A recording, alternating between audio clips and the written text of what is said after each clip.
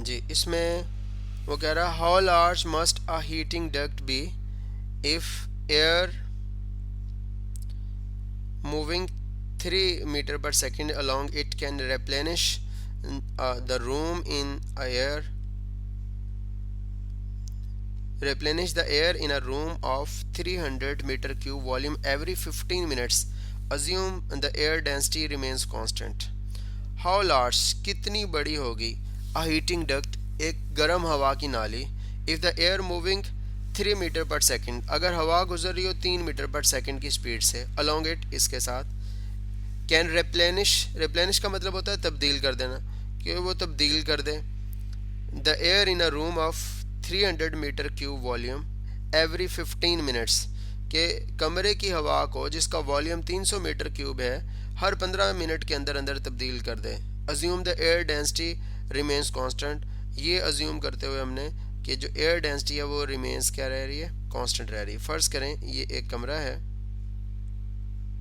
इस तरह का और इसके साथ एक हीटिंग डक्ट जो है वो अटैच की गई है, गर्म हवा की नाली. यहाँ पर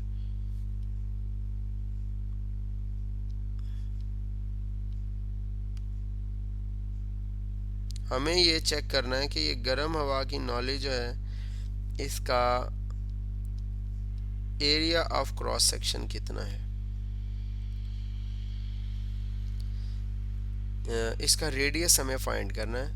तो ये सेंटर से लेकर यहाँ तक हम इसका रेडियस राइट साइड पे इसको शो कर रहे हैं. ये वाला रेडियस हमें फाइंड करना है. मैं फिर रिपीट करता हूँ. एक कमरा है, उसका वॉल्यूम 300 मीटर क्यूब है और गर्म हवा की एक नाली उसके साथ जो है वो अटैच की गई है जो उसकी हवा को, इस कमरे की हवा को हर 15 मिनट के अंदर रिप्लेनिश कर सकती है, तब्दील कर सकती है. आप ये बताइएगा कि इस गर्म हवा की नाली का जो रेडियस है वो कितना है. तो टाइम 15 मिनट है, उसके सेकंड बनाने के लिए 60 से मल्टीप्लाई किया तो 900 आ गया. साइज ऑफ द डक्ट यानी उसका रेडियस जो है वो हमने फाइंड करना है. आगे ऊपर हमने लिख दिया स्पीड ऑफ एयर 3 मीटर पर सेकंड है, volume of the air in a room वो 300 मीटर क्यूब है. तो rate of flow equation of continuity में हमने पढ़ा था वॉल्यूम फ्लो पर टाइम जो है वो सेकंड या टाइम के बराबर होता है. हमने पढ़ा था ए एरिया मल्टीप्लाइड बाय वेलोसिटी बराबर होता है वॉल्यूम ओवर टाइम के. अब आप देख रहे होंगे ये नाली गोल है और इसका जो एरिया ऑफ क्रॉस सेक्शन है उसका फॉर्मूला है पाई आर स्क्वायर. इस ए की जगह पर हमने पाई आर स्क्वायर लिख दिया. इस वेलोसिटी को हमने वैसे का वैसे लिख दिया. ये वेलोसिटी वाला वी जो है वो स्मॉलर है और ये कैपिटल है. अच्छा, अब हमें फाइंड करना है रेडियस. तो ये पाई और वी मल्टीप्लाई हो रहे हैं, उधर जाकर टाइम के साथ डिवाइड हो गए. तो यहाँ पर बन गया वॉल्यूम ऊपर आ गया, इस टी के साथ ये वाला पाई और ये वाला वेलोसिटी भी आ गया, पाई इंटू वेलोसिटी. तो आर स्क्वायर नहीं फाइंड करना, हमें जस्ट आर फाइंड करना है. तो आर फाइंड करने के लिए हमने दोनों तरफ स्क्वायर रूट ले लिया, इधर भी इधर भी. अगले स्टेप में ले लेंगे, पहले वैल्यूज पुट कर लेते हैं. वॉल्यूम की जगह पर 300 लिख दिया, टाइम 900 था, पाई की वैल्यू 3.14, वेलोसिटी गिवन है 3 है. इन नीचे वाली सारी टर्म्स को मल्टीप्लाई किया तो 8478 आ गया. इनको डिवाइड किया तो 0.0354 आ गया. दोनों तरफ स्क्वायर रूट ले लिया, इधर भी इधर भी. इधर स्क्वायर रूट लिया तो आर रह गया, इधर स्क्वायर रूट लिया तो 0.188 मीटर आ गया.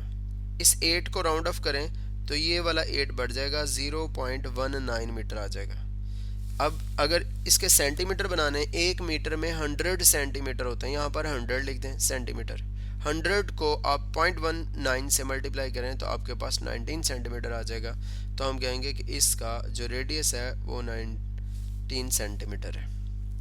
इसके बाद नोवा न्यूमेरिकल जो है 6.9 आपके स्मार्ट सिलेबस के अंदर जो है वो शामिल है. तो जी बेटा,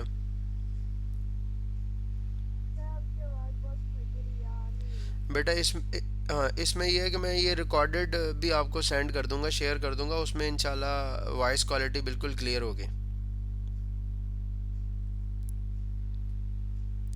जी, नेक्स्ट है 6.9 है. वो कह रहा है कि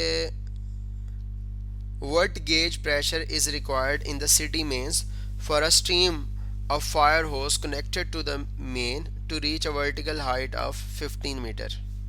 सिटी मेन जो है पाइप, उससे हमने पानी को 15 मीटर ऊपर लेकर जाना है, तो कितना गेज प्रेशर हमें जो है वो चाहिए होगा।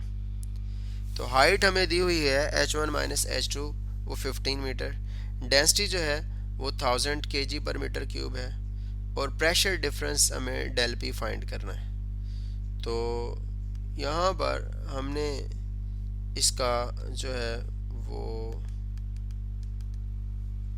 बर्नौलीज इक्वेशन का फॉर्मूला अप्लाई किया, P1 plus half rho V1 square plus rho g h 1 equals to P2 plus half rho V2 square plus rho g h 2। अब चूंकि पाइप का साइज सेम है तो इसलिए हम कहेंगे कि ये वेलोसिटी सेम है, इधर भी सारे पाइप के अंदर। जब तक पाइप का area of cross section change नहीं होगा वेलोसिटी चेंज नहीं होगी। तो इसकी जगह पर इन दोनों को तो हमने कैंसिल कर दिया, क्योंकि V1 बराबर है V2 के। इसकी जगह पर भी V आ जाएगा, यहाँ पर ये इस जगह पर भी V आ जाएगा, इस V2 की जगह पर भी V आ जाएगा। ये वाला half rho V2 square, half rho V square, इधर भी हाफ रो V स्क्वायर रह जाएगा, कैंसिल हो जाएंगे। तो उसके बाद हमें P2 माइनस P1 फाइंड करना है। इस P1 को उठाकर इधर ले जाएं और रो जी H2 को उठाकर उधर ले जाएं, तो हमारे पास आ जाएगा P2 minus P1 equals to rho g H1। ये वाला रो जी H2 उधर लेके गए तो माइनस रो जी H2, रो जी को कॉमन ले लिया तो H1 माइनस H2 आ गया हमारे पास। और रो की वैल्यू पानी की डेंसिटी 1000 है, जी की वैल्यू 9.8 है, H1 माइनस H2 15 के बराबर दिया हुआ है हाइट। सबको सॉल्व किया तो 147,000 न्यूटन पर मीटर स्क्वायर आ गया। पॉइंट को मूव करवाएं तो ये हमारे पास इस तरफ 10 पर 1, इधर 2, इधर 3, इधर 4 और इधर 5, तो 1.47 क्रॉस 10 पर 5 पास्कल आ गया। इसके बाद इसकी एग्जांपल्स जो है वो देख लेते हैं।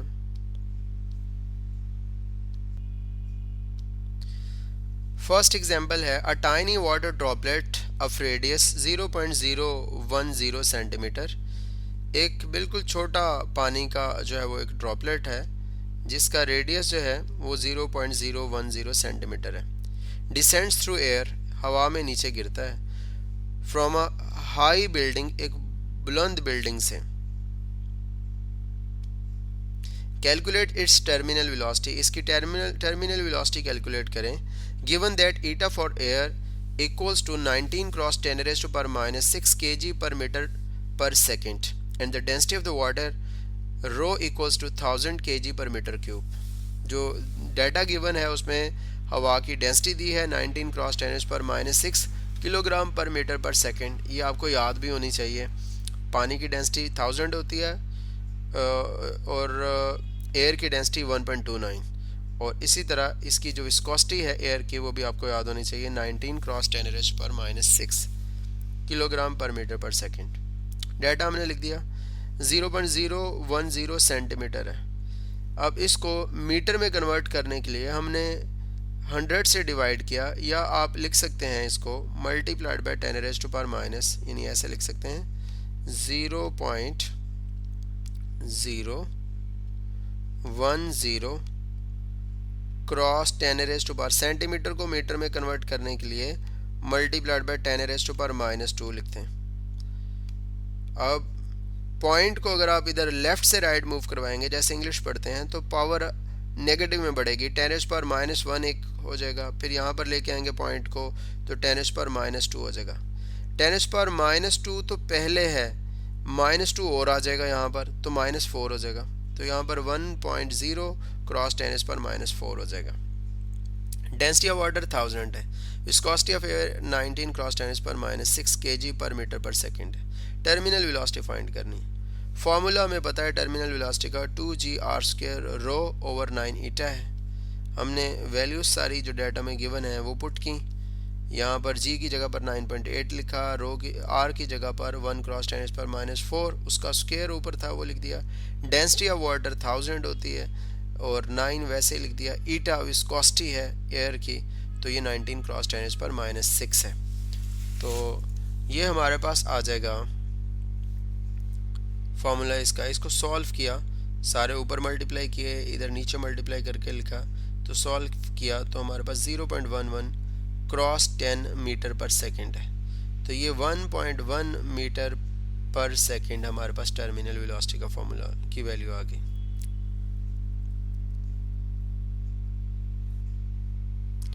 यहाँ पर इस फॉर्मूले में ये भी जहन में रखिएगा कि ये डेंसिटी ऑफ वाटर है, डेंसिटी ऑफ रो एयर जो है वो नेग्लिजिबल होती है, तो इसलिए हम उसको निगलेक्ट कर देते हैं। अगर किसी ये ड्रॉपलेट किसी ऐसे मीडियम में या स्फेरिकल बॉल किसी ऐसे मीडियम में जो है वो गिर रहा हो, फ्लूइड मीडियम में जिसकी डेंसिटी अच्छी खासी हो, तो फिर हम उसको निगलेक्ट नहीं करते, फिर यही फार्मूला हम ऐसे लिख देते हैं, रो माइनस सिग्मा लिख देते हैं। सिग्मा उस फ्लूइड मीडियम की डेंसिटी होती है जिसमें वो स्फेरिकल ड्रॉपलेट या कोई ऑब्जेक्ट नीचे गिर रहा होता है। तो यहाँ पर चूंकि एयर की डेंसिटी जो है वो 1 है, 1.29, तो वो बहुत नेग्लिजिबल है, हम नहीं लिख रहे उसको।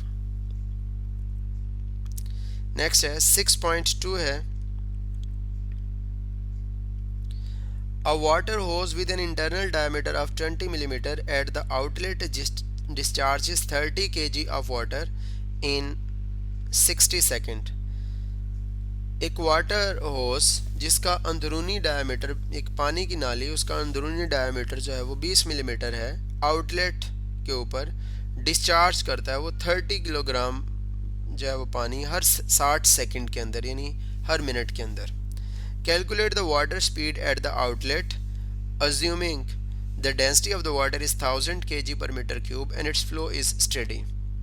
आप पानी की स्पीड आउटलेट पे फाइंड करें, ये अज्यूम करते हुए कि पानी की डेंसिटी जो है वो 1000 है और इसका फ्लो जो है वो स्टेडी है। तो फर्ज करें ये एक जो है वो पाइप है, ये वाटर होज है, इसके आउटलेट के ऊपर जो है इसका ये जो एरिया ऑफ क्रॉस सेक्शन है ग्रीन कलर से हम शो कर रहे हैं, यहाँ पर हमें फाइंड करना है कि इस वाटर की स्पीड कितनी है। यहाँ पर फाइंड करना है वाटर की स्पीड कितनी है, वी हमें फाइंड करना है। तो डाटा में हमने यहाँ पर डी लिखा 20 मिलीमीटर, मिली की जगह पर 10⁻³ भी लिख सकते हैं, या आप इसको 1000 से डिवाइड भी कर सकते हैं। 1000 से डिवाइड करें तो 0.02 मीटर आ गया, या 10⁻³ लिखते हैं, दोनों तरह सही होगा। इंटरनल रेडियस जो है वाटर होस का वो बराबर है, डायमीटर तो दिया हुआ है 20 मिलीमीटर, इसको 2 पे डिवाइड कर दिया तो हमारे पास ये जो ऊपर डायमीटर दिया हुआ इसको 2 से डिवाइड किया तो हमारे पास 0.01 आ गया। इस जगह का ये वाली वैल्यू हमारे पास आ गई। इसको आप इधर से ये शो कर लें, ये हमारे पास रेडियस यहाँ से लेकर यहाँ तक आ गया। उसके बाद जो मैस ऑफ द वाटर है वो 30 kg, टाइम जो दिया हुआ है वो 60 सेकेंड है, mass 30 kg time 60 second, density of water 1000, हमें स्पीड फाइंड करनी है। तो अब इसमें यहाँ पर हम पहले फार्मूला लिख लेते हैं, उससे फार्मूले से फिर हमें ये सॉल्व करना आसान रहेगा इंशाल्लाह।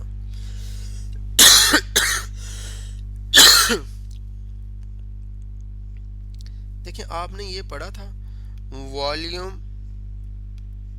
Over time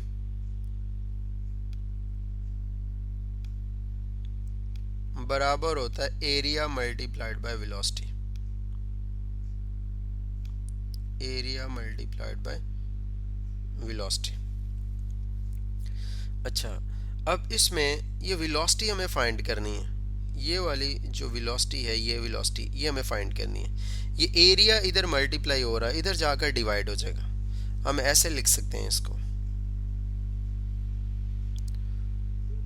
volume divided by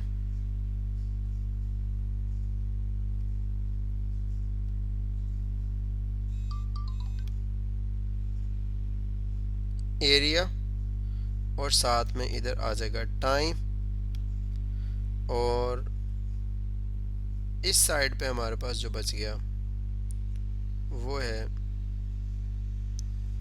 velocity.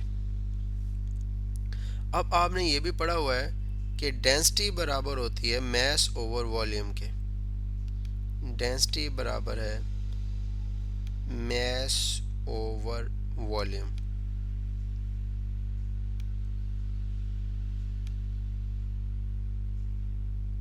इस राइट साइड पे जो डिनोमिनेटर पे वॉल्यूम शो हो रहा है इसको ऊपर ले जाएं। वॉल्यूम किसके बराबर होगा? वॉल्यूम बराबर आ जाएगा मैस ओवर रो के। अब आप इस वॉल्यूम की जगह पर आप लिख सकते हैं मैस ओवर रो। इसी फार्मूले को मैं यहाँ पर नीचे लिख सकता हूँ 1 over area multiplied by time, और इधर हमारे पास ये जो वॉल्यूम को मैंने सर्कल किया, ये जो मैं जिसको टिक कर रहा हूँ, इस वॉल्यूम की जगह पर हम लिख सकते हैं mass over rho equals to velocity. अब एरिया की जगह पर पाई आर स्क्वायर लिख सकते हैं। तो सर्कुलर चीज़ का एरिया का फॉर्मूला होता है, ऊपर m जो है 1 से मल्टीप्लाई होकर m ही आ गया, m डिवाइडेड बाय ये जो एरिया है इसकी जगह पर हम लिख रहे हैं पाई और साथ में आर स्क्वायर और साथ में टाइम है और साथ में रो है और इधर हमारे पास आ गई वेलोसिटी। अब सारी वैल्यूज हमारे पास हैं इसकी। इस को नेक्स्ट स्टेप में हम यहाँ पर लिख रहे हैं, इधर इसी को मैं इधर लिख रहा हूँ यहाँ पर। तो मैस की जगह पर हम लिख रहे हैं 30। कैलकुलेटर आप लोग देख लेंगे कैलकुलेटर से सॉल्व करके। और पाई की जगह पर 3.14 और आर की जगह पर, रेडियस की जगह पर 0 पॉइंट हमने निकाला था 01।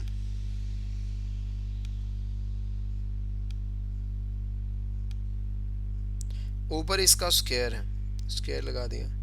टाइम है 900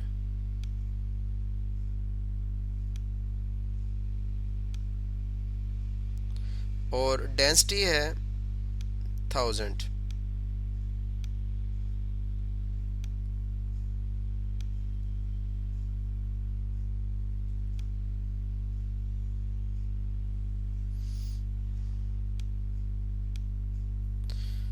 इधर हमारे पास आ गई।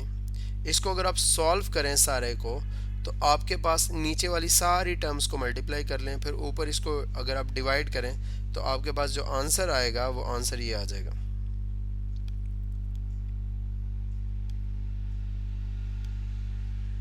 वन 1.6 आ जाएगा। आप इसको ये सारी चीज़ें सॉल्व करें और इस में आपके पास आंसर आ जाएगा 1.6 मीटर पर सेकंड। तो उसके बाद है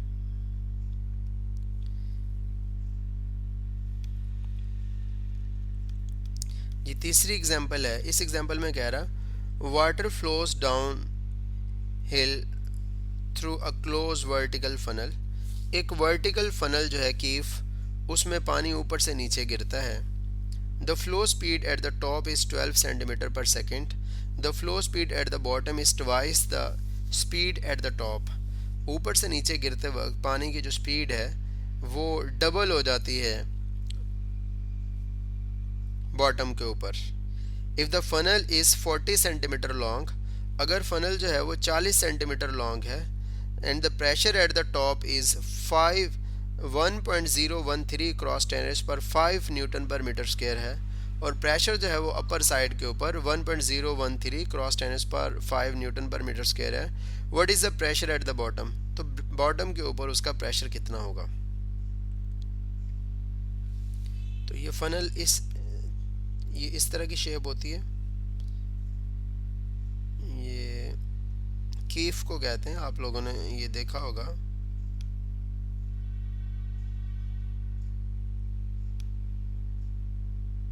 चीज़ें जो है जिसमें हम ये चाहते हैं कि चीज़ गिरे बगैर एक बर्तन से एक कंटेनर से दूसरे वेसल के अंदर हम उसको शिफ्ट कर सकें, इसको फनल कह रहे हैं।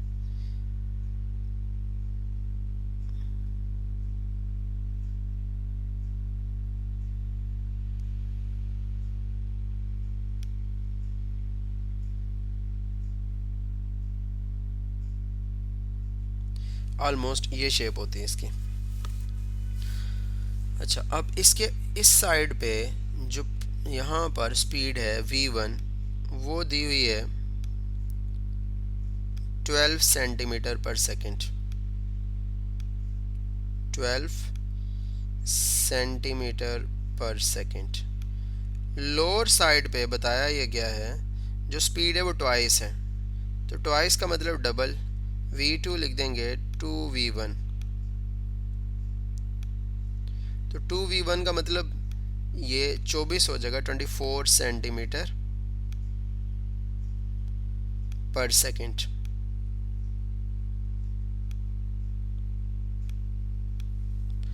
अच्छा, अब ये जो हाइट दी हुई है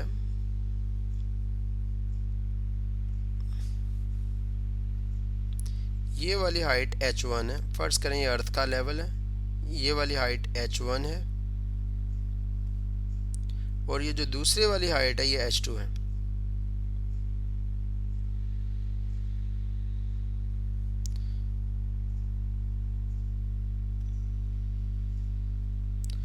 इसको हम h1 कह रहे हैं,